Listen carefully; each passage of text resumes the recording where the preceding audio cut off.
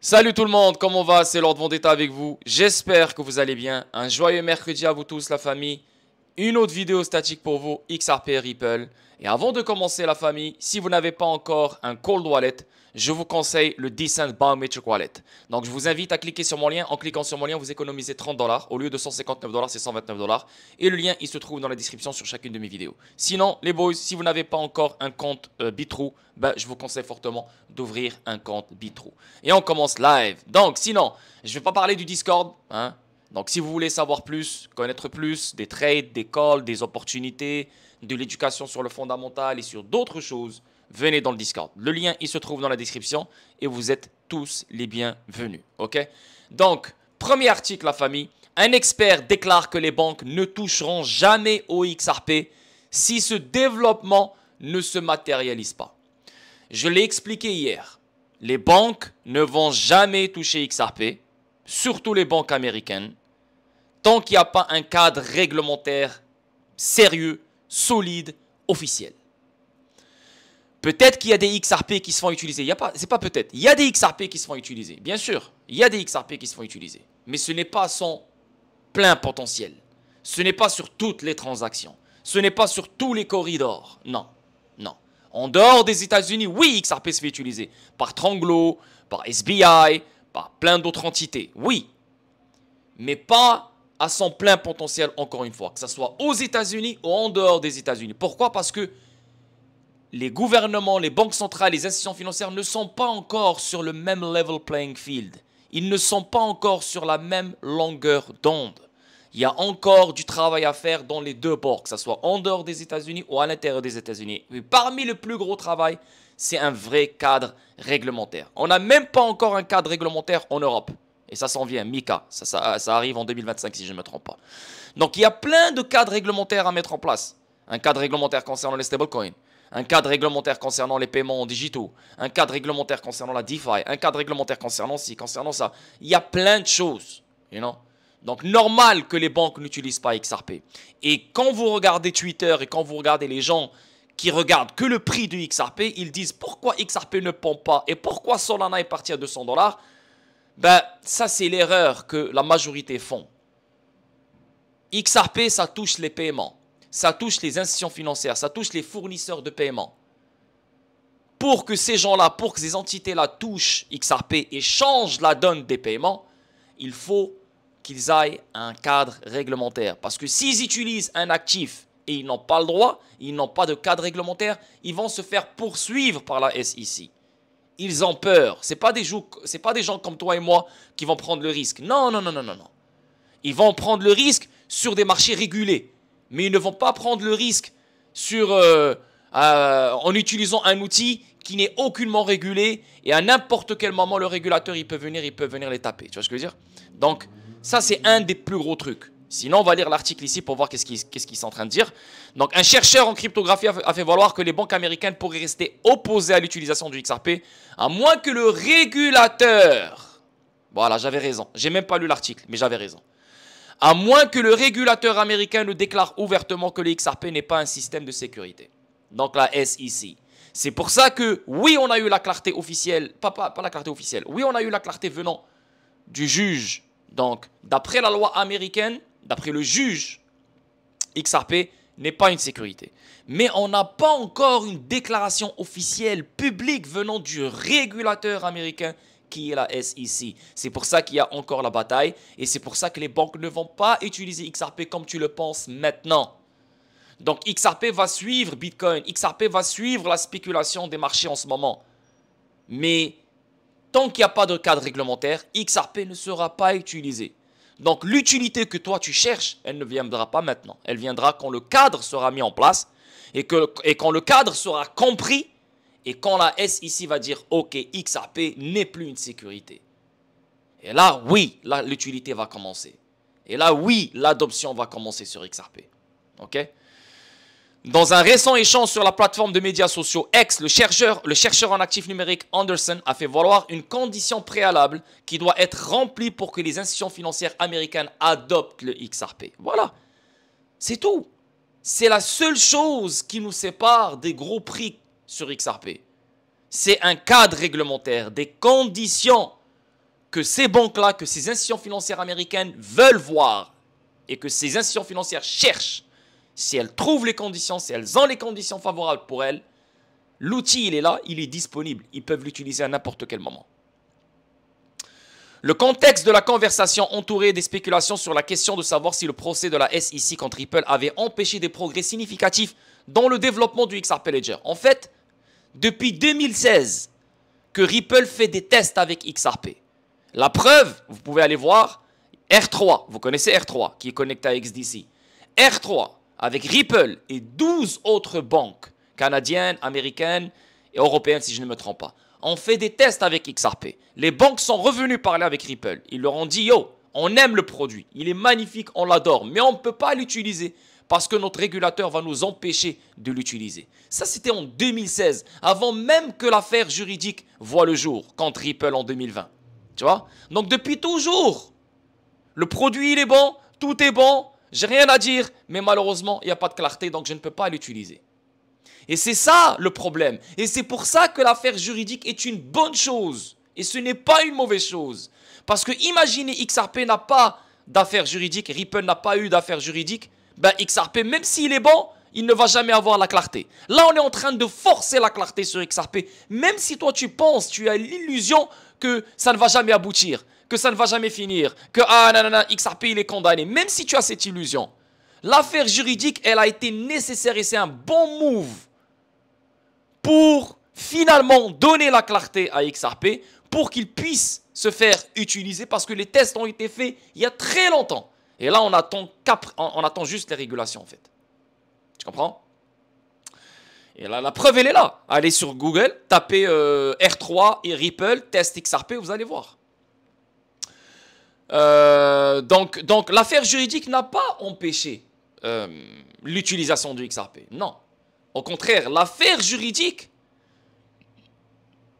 elle est en train de favoriser l'utilisation de XRP. Tu comprends ce que je veux dire? Parce que tout le monde a vu que Ripple est claire, est nette, est honnête, transparente. Elle ne cache rien.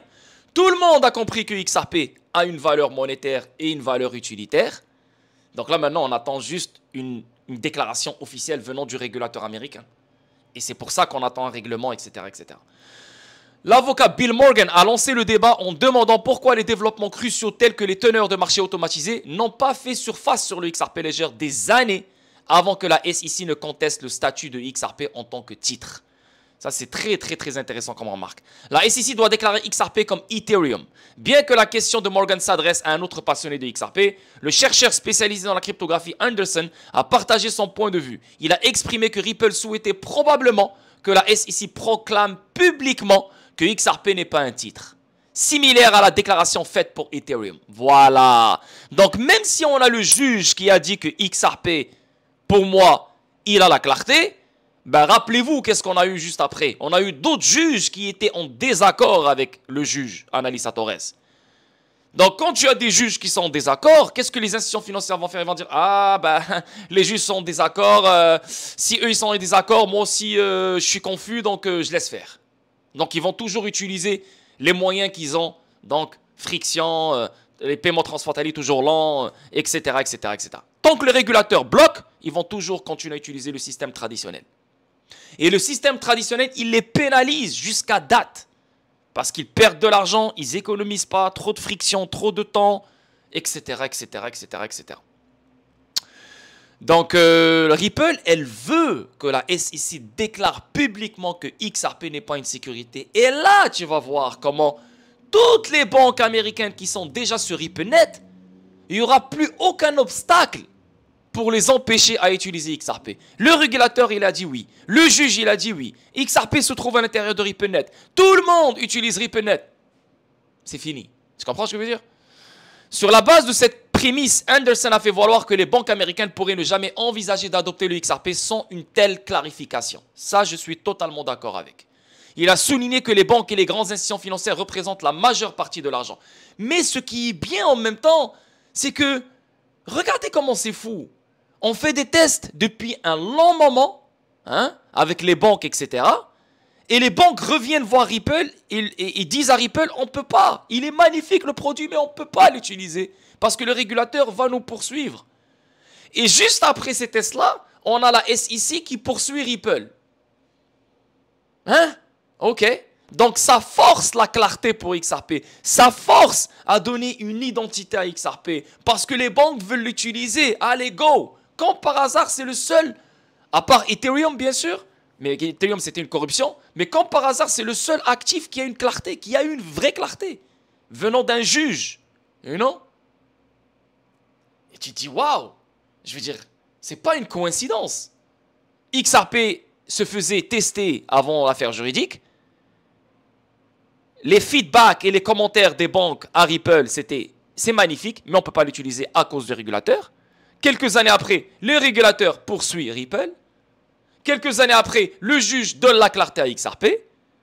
Et là, maintenant, il nous reste quoi? Quelques mois pour finir l'affaire juridique avec la SEC Ripple. Et là, le régulateur va littéralement le dire publiquement, que tu le veuilles ou non. Donc, voilà. Je veux dire, tout a été fait exprès. Tout a été fait exprès. Cette affaire juridique était faite exprès. Je vous le dis, je vous le répète, c'était fait exprès. Ripple a joué le jeu et Ripple était trop contente de cette affaire juridique. Je vous le dis, je vous le répète, c'est sûr et certain. Bien sûr, tu vas le voir écrit nulle part. Moi, c'est ma propre spéculation. Mais je suis sûr et certain que Ripple voulait ça. Parce que regardez ce qui se passe depuis. Plus de partenariats, plus d'utilité, plus de use case, plus d'améliorations sur l'XRP Ledger. Tous les projecteurs sont sur XRP, tous les projecteurs sont sur Ripple. Les banques américaines attendent. C'est juste parfait. La meilleure publicité, la vérité, meilleur marketing.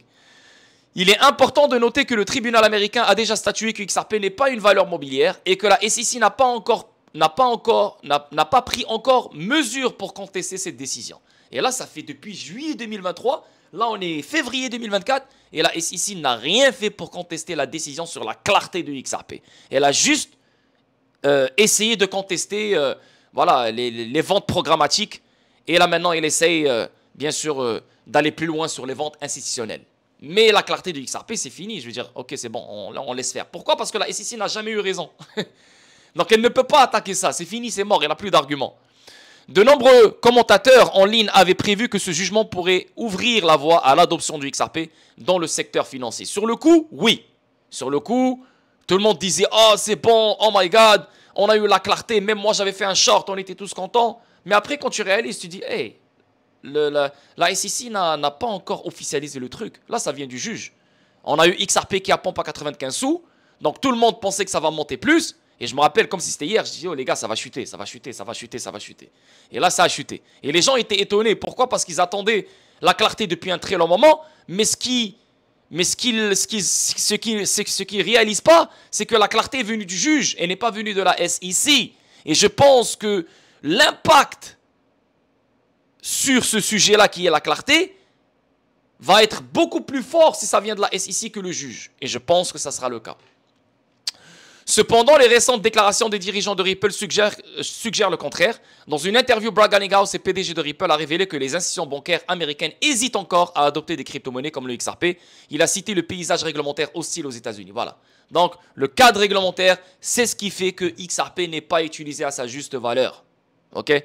De même, dans une autre interview, interrogé sur la question de savoir si la décision du tribunal avait déclenché une hausse de l'adoption du XRP, la présidente de Ripple, Monica Long, n'a pas réussi à fournir une réponse définitive. Bah, c'est pas grave, on s'en fout de ça. Pré-poursuite du développement XRP. Concernant les progrès du développement du XRP avant le procès, Anderson a suggéré qu'il y avait probablement des décisions délibérées sur le calendrier au sein de l'écosystème XRP Ledger. Plus précisément, il a mentionné les idées de Bob Way, membre de l'équipe Expectar, un projet NFT sur l'XRP Ledger. Il a indiqué qu'il était prudent pour ne pas donner un avantage aux concurrents, prévoyant donc de sortir le produit le moment venu. Bon, ça c'est Expectar, là on s'en fout là. Mais en même temps... Hey, faut pas oublier ce qui se passe sur l'XRP Ledger. Ce qu'ils sont en train de construire sur l'XRP Ledger. Les gars, on parle des AMM. On parle de pool de liquidité universelle. On parle des AMM natifs sur le DEX du XRP Ledger. Le premier DEX créé dans toute la crypto. Les meilleurs AMM qui ont rapport avec la liquidité dans tout le marché de la crypto. Hein? Et n'oubliez pas le escrow. Hein? N'oubliez pas le escrow. 50 milliards de XRP. Tu penses que ce escrow-là, il a été créé pourquoi? Le fait que les AMM vont voir le jour. Et le fait qu'on est en train de mettre en place une liquidité décentralisée, je suis sûr et certain que ce escrow va finir par être utilisé dans les pools de liquidité. Je suis sûr et certain. Et même Bob Way, un ancien employé de Ripple, il l'a dit, en fait, c'est bien que Ripple gère autant de XRP. Parce que Ripple, elle a ses XRP à elle dans son wallet, et elle a des XRP dans l'escrow. Donc, les XRP dans l'escrow, elle ne les contrôle pas, elle les gère. Ok? Donc, tout ce qui se trouve dans le XRP Ledger, Ripple n'a aucun contrôle dessus. C'est les validateurs. Donc, les 50 milliards de XRP qui se trouvent dans le escrow, dans le XRP Ledger, Ripple n'a aucun contrôle dessus. Chaque premier du mois, 1 milliard de ces 50 milliards va dans le wallet de Ripple. Ripple essaie de le vendre. Quand il y a des XRP qui ne se vendent pas, ben les XRP reviennent dans le escrow. Donc rien ne reste dans le wallet de Ripple. Ok? Maintenant, en sachant que les AMM, qui ont rapport avec la liquidité automatisée 24 heures sur 24, 7 jours sur 7, une liquidité de malade qui va servir universellement. Et XRP sera l'épine dorsale dans tout cet écosystème. Et quand tu vois qu'il y a 50 milliards de XRP dans le escrow, ça veut dire quoi d'abord les 50 milliards de XRP dans l'escrow? Ça veut dire quoi? Ça veut dire la confiance. Ça ramène la confiance. Ça ramène la confiance envers Ripple. Les banques, les institutions financières, les investisseurs, les collaborateurs, les partenaires. Ils se disent, yo, Ripple, elle fait tout pour stabiliser le prix du XRP. Donc, elle n'est pas là pour déverser les XRP sur le marché secondaire. Ce qui va tuer le prix du XRP. Ce qui va tuer l'écosystème du XRP. Donc, on garde ces XRP-là au chaud. Une fois par mois depuis 2017, on essaie de les vendre à des institutions financières qui, eux, à leur tour, vont utiliser XRP pour on-demand liquidity pour d'autres services. OK? Mais si on parle de liquidité universelle, 24 heures sur 24, 7 jours sur 7, automatisée, sur le DEX, d'une façon décentralisée, soyez-en sûrs que les 50 milliards dans le escrow seront utilisés dans les AMM. Ça, c'est ma prédiction et ça, c'est ma spéculation. Donc, les 50 milliards de escrow, les gens qui disent qu'il faut les brûler ou qu'il faut les donner, c'est de la foutaise parce qu'ils ne savent pas ce qui se construit sur l'écosystème de Ripple. L'écosystème du XRP Ledger, XRP, il est incroyable. Et quand on parle du XRP Ledger, on parle de XRP, on parle de paiement, règlement et liquidité. Les 50 milliards dans le escrow seront utilisés dans les pôles de liquidité, je suis sûr et certain. Bon, pas forcément dans les pôles de liquidité, mais dans cet écosystème des AMM. C'est sûr et certain. Ça, c'est comme ça que je vois les choses. Bref, ça c'est un autre sujet, mais on avance. Ripple s'engage à établir le XRP comme monnaie relais. On a des confirmations partout dans le monde. La Banque mondiale, il y a longtemps, elle a mentionné XRP comme une monnaie supranationale. Ok? BIS, plein de fois, elle n'a pas mentionné XRP comme bridge currency, mais plein de fois, elle a parlé de XRP sans mentionner XRP comme bridge currency. Ok? Ça, c'est le rôle ultime du XRP. Une monnaie relais. De cette façon-là, on n'a plus besoin d'avoir des comptes préfinancés. De cette façon-là, on élimine les comptes nostro-vostro. On élimine le préfinancement. De cette façon-là, en utilisant XRP comme monnaie relais, les banques enlèvent le préfinancement. Ça veut dire plus de capitaux, plus de réserves, plus de liquidités dans leur poche. Et en plus de ça, les CBDC, quand les CBDC verront le jour, les CBDC du détail, des détails que le citoyen va utiliser quotidiennement, ben les CBDC n'auront plus besoin de quitter la nation. Tu vois ce que je veux dire? Donc, au lieu qu'une CBDC de France va au Maroc, ben non. La banque, c'est fait d'une façon programmatique. La banque, elle va prendre la CBDC, donc la France, l'euro, et ça va être échangé en XRP. XRP, il part au Maroc. La banque prend le XRP et l'échange en CBDC dirham. Et le destinataire prend le dirham. Tu comprends ce que je veux dire? Donc, les CBDC n'auront plus à quitter leur juridiction. De cette façon-là, on élimine les comptes nostro. Parce que les comptes nostro permettent de traquer combien de devises est détenu dans ce compte. Les banques ne se font pas confiance. Allez faire des recherches sur les comptes nostro-vostro. Allez faire des recherches sur les comptes nostro. Allez faire les recherches sur les comptes vostro. Vous allez comprendre. Les banques ne se font pas confiance. Et si on parle d'une monnaie digitale, ben les banques sauront exactement combien l'autre possède. Donc, Crois-moi que ça ne marche pas comme ça. Il faut un côté privé, il faut un côté confidentiel. Et de cette manière-là, sans parler de liquidité, sans parler de capital, sans parler de réserve, alors pour garder les CBDC dans leur juridiction, hein, alors il nous faut une monnaie relais. Et la monnaie relais, c'est XRP. Sur tous les réseaux du monde entier, sur tous les continents du monde entier, par toutes les institutions financières du monde entier. Ok? Donc, et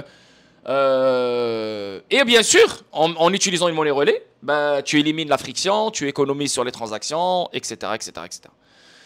Donc, une personnalité de la communauté XRP a récemment parlé de l'engagement perçu de Ripple à établir le XRP comme monnaie de transition entre les CBDC au lieu d'introduire un stablecoin dans le XRP Ledger.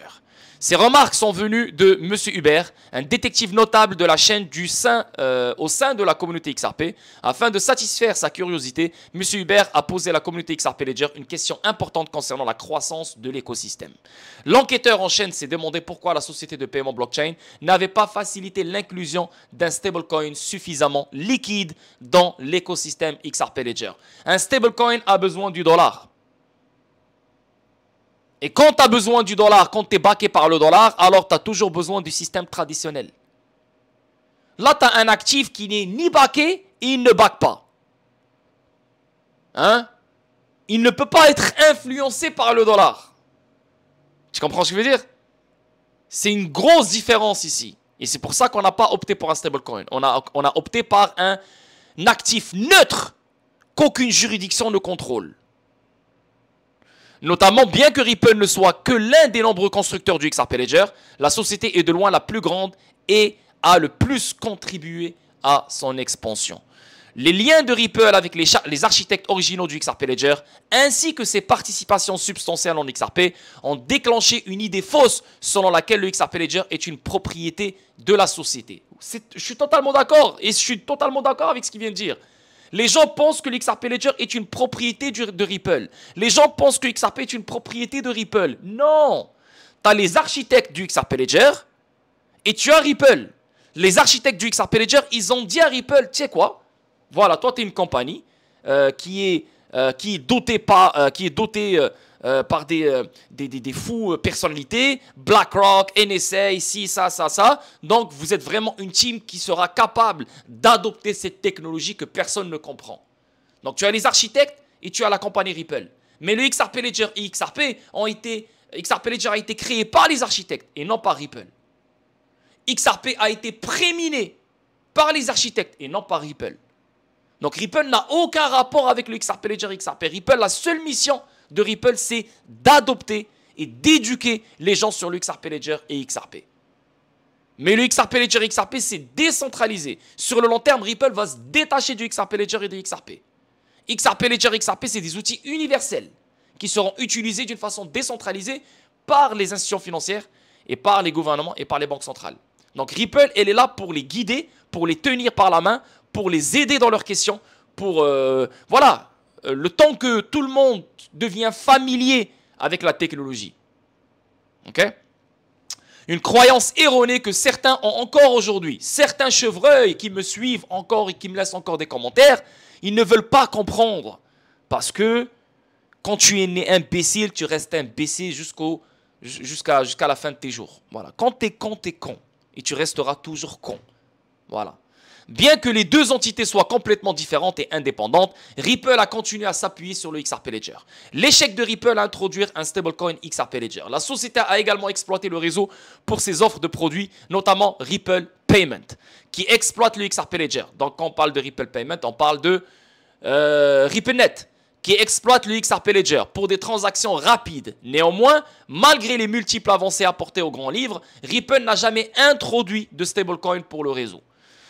Là, tu as d'autres entités qui créent des stablecoins sur le réseau, comme Novati qui a créé son stablecoin sur le réseau, comme Palao qui ont créé leur stablecoin sur le réseau XRP Ledger, comme d'autres. Mais Ripple, elle a son propre token. Elle n'a pas son propre token, mais elle a XRP. Elle n'a pas besoin de créer un stablecoin pour faire le rôle de XRP. XRP a été créé pour ça. Donc, ils n'ont pas besoin de créer un stablecoin pour qu'il fasse le rôle de XRP. Tu comprends ce que je veux dire? Bien sûr, ils ont besoin que d'autres monde que d'autres personnes créent de la valeur sur l'XRP Ledger. Donc, on les pousse à émettre des stablecoins, on les pousse à émettre des CBDC sur l'XRP Ledger. Tu vois? Donc, pour créer de la valeur, pour créer plus de transactions, pour créer plus d'activités. Et XRP sera l'épine dorsale, le véhicule qui va déplacer toute cette valeur du XRP Ledger à d'autres réseaux. Tu vois? Façon de parler. Mais ils n'ont pas besoin d'avoir un stablecoin.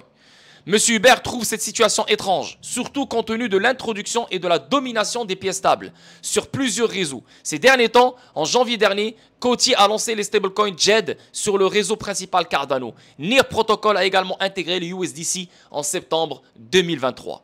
La plupart des blockchains hébergent désormais un ou plusieurs stablecoins. Et bien que le XRP Ledger propose également des stablecoins tels que le Stably USD, Ripple n'en a pas particulièrement...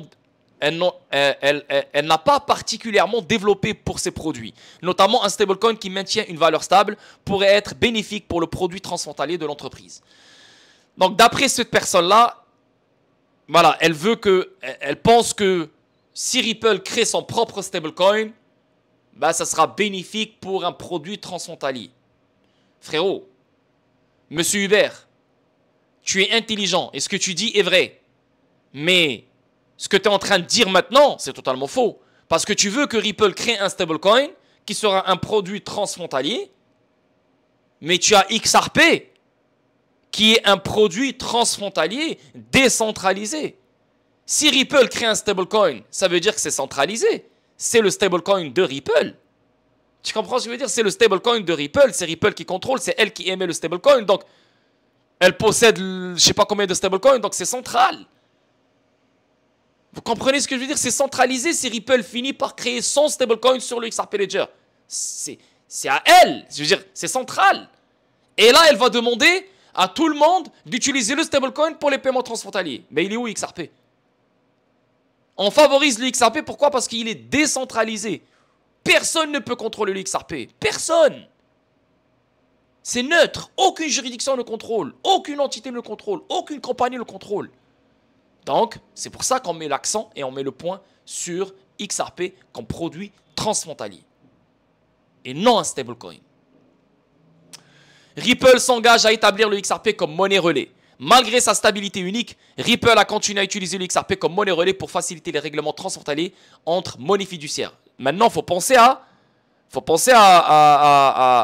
au marché d'échange, le FX, le Forex. Hein? Ça aussi, ça touche, ça rentre là-dedans. Avec ODL. Maintenant, Ripple... Ah oui, c'est ça. Qu'est-ce que je dis? ODL, c'est Ripple Payment. C'est ça. Des fois, je me trompe, je dis Ripple Payment, c'est RippleNet. En fait, ils ont changé le nom. ODL, c'est Ripple Payment. C'est ça. Donc, la volatilité que connaît le XRP a conduit à se demander pourquoi l'actif n'a pas été remplacé par un stablecoin. XRP, il se déplace en 2 à 3 secondes. XRP, il est tellement rapide que la volatilité n'a même pas le temps de faire son jeu. On ne peut pas avoir un stablecoin. Les volumes augmentent, les transactions augmentent, la valeur augmente. Tu ne peux pas avoir un stablecoin fixe qui garde le même price. C'est impossible. Il faut qu'on ait un actif qui fluctue, qui devient liquide de plus en plus pour subvenir à toute cette valeur digitale qui va être créée dans le monde, pour subvenir à ce besoin de liquidité qu'on a besoin dans tous ces corridors.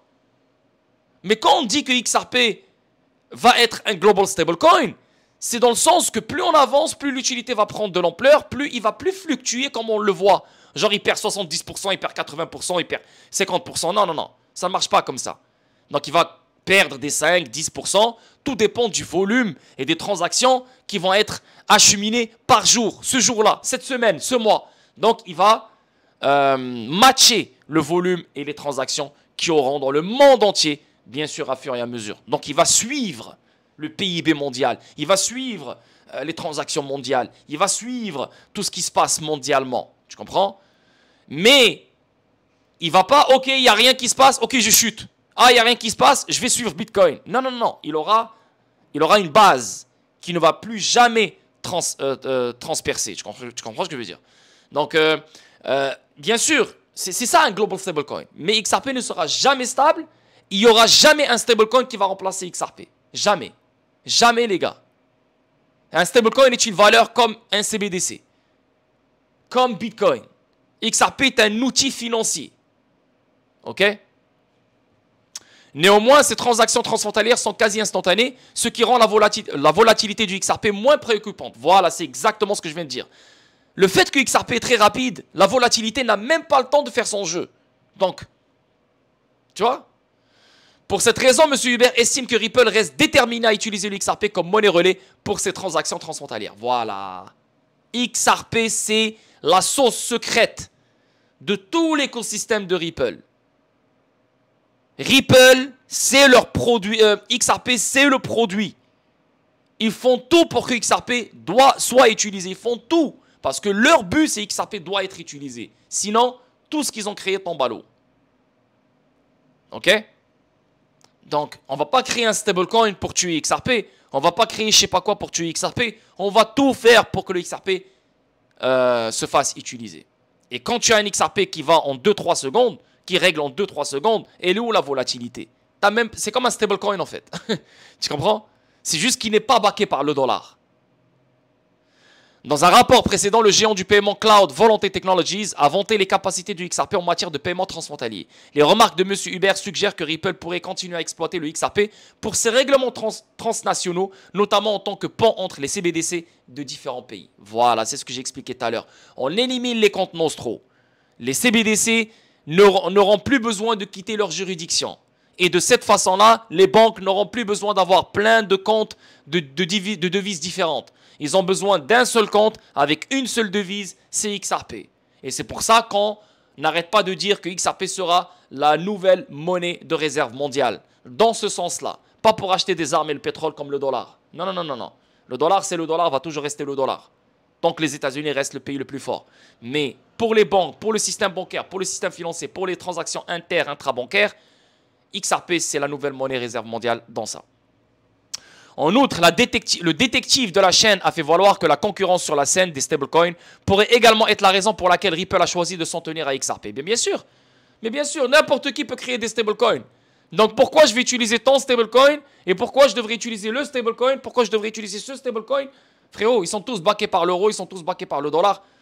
Je veux dire, là on a un produit, il n'est backé par rien, solide, avec une technologie incroyable, avec un DLT derrière lui incroyable, neutre, aucune juridiction de contrôle, décentralisée et très rapide. Il te fait économiser de l'argent, il te fait éliminer le préfinancement et d'autres choses. Tu vois? Donc, ça serait stupide d'aller sur un stablecoin.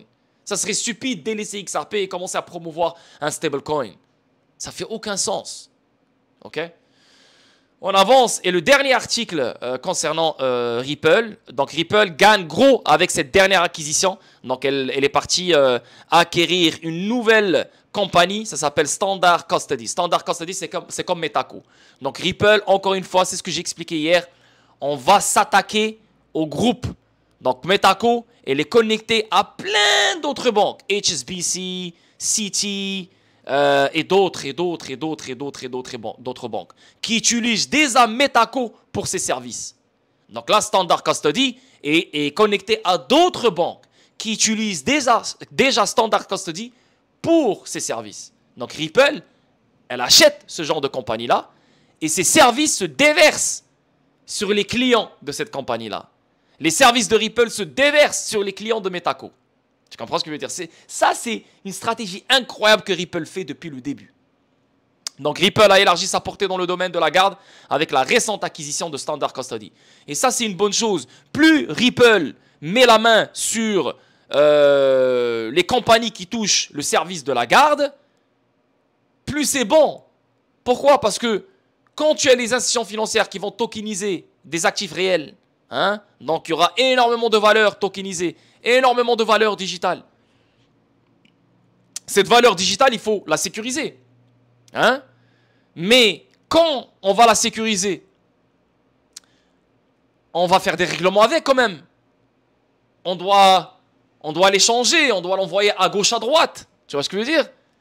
Et quand tu as Ripple qui est derrière ce genre de compagnie, et ce genre de compagnie repose sur la technologie Ripple, donc XRP, XRP Ledger, pour les paiements transfrontaliers, pour les échanges transfrontaliers, pour les règlements transfrontaliers, etc., etc., bah tu te dis, waouh, les services de garde vont être encore meilleurs.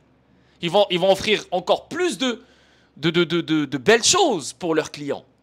Et leurs clients vont même pas savoir que Ripple est derrière. Dans un communiqué de presse hier soir, l'équipe Ripple a annoncé la dernière acquisition qui s'appuie sur une série de réalisations récentes de l'entreprise, selon un article ultérieur sur X. La société a souligné que l'acquisition contribuerait à renforcer son offre de produits. Standard Custody and Trust Company propose à sa clientèle des services réglementés proches de l'infrastructure de garde et de dépôt fiduciaire avec l'approbation réglementaire du département des services financiers de l'État de New York. En tant qu'entité réglementée, l'acquisition de Standard Custody par Ripple est actuellement en attente de l'approbation du DFS. En attendant, l'entreprise n'a pas divulgué les termes détaillés de l'accord. Cependant, un porte-parole de Ripple a révélé que la société deviendrait l'unique actionnaire de Standard Custody. Après l'approbation, Ripple a tout à gagner de la forte conformité réglementaire de l'entreprise. Voilà. Donc le fait que Standard Custody, elle est déjà réglementée, alors Ripple va passer par elle pour déverser ses services, pour déverser sa technologie sur les clients autour de Standard Custody. Et ainsi de suite. C'est exactement ce qu'elle fait sur d'autres groupes, comme Metaco. Ils sont déjà régulés, ils sont déjà conformes. Donc, à travers Metaco, on déverse nos services, on déverse notre technologie.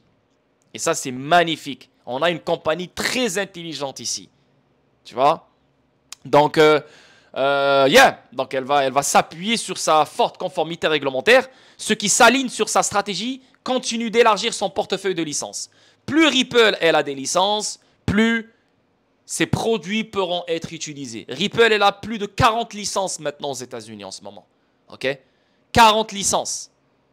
Et tu es en train de me dire que Ripple va quitter les États-Unis? Et tu es en train de me dire que la SEC va gagner Ripple? Et tu es en train de me dire que Ripple c'est de la merde? 40 licences. Sans parler des fournisseurs de paiement qui utilisent la technologie Ripple et qui sont des fournisseurs de FedNow. Sans parler de la Réserve fédérale qui est connectée à Ripple, qui a fait des tests avec Ripple. Sans parler de Faster Payment Council. Sans parler d'autres entités gouvernementales qui touchent les paiements, etc. Aux États-Unis. Il n'y a que la SEC et c'est voulu cette affaire juridique. Elle est voulue, même Ripple, elle joue le jeu. Parce que dans tous les halts, le seul halt qui aura la clarté, c'est XRP. Tu réalises? Et les paiements, c'est la chose la plus importante à fixer dans le système financier. Le premier truc à fixer, ce n'est pas les contrats intelligents, c'est pas ci, c'est pas ça, c'est les paiements.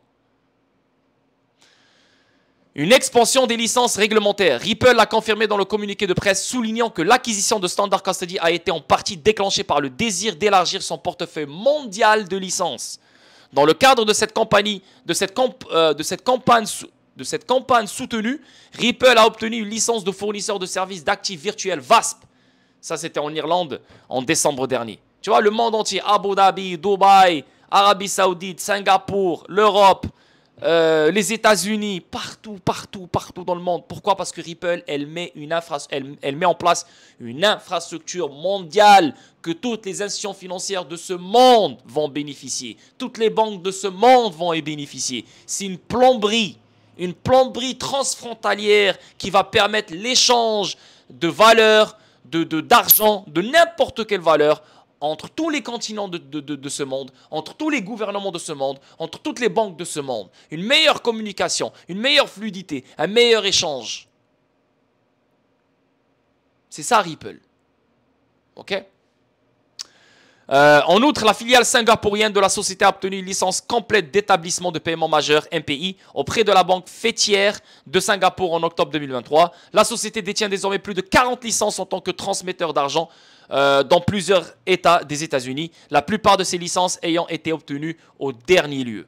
Donc, l'année précédente a été dominée par les infrastructures et l'expansion de la réglementation a été abandonnée par Ripple malgré la lutte juridique soutenue par la SEC américaine et les incertitudes plus larges du marché.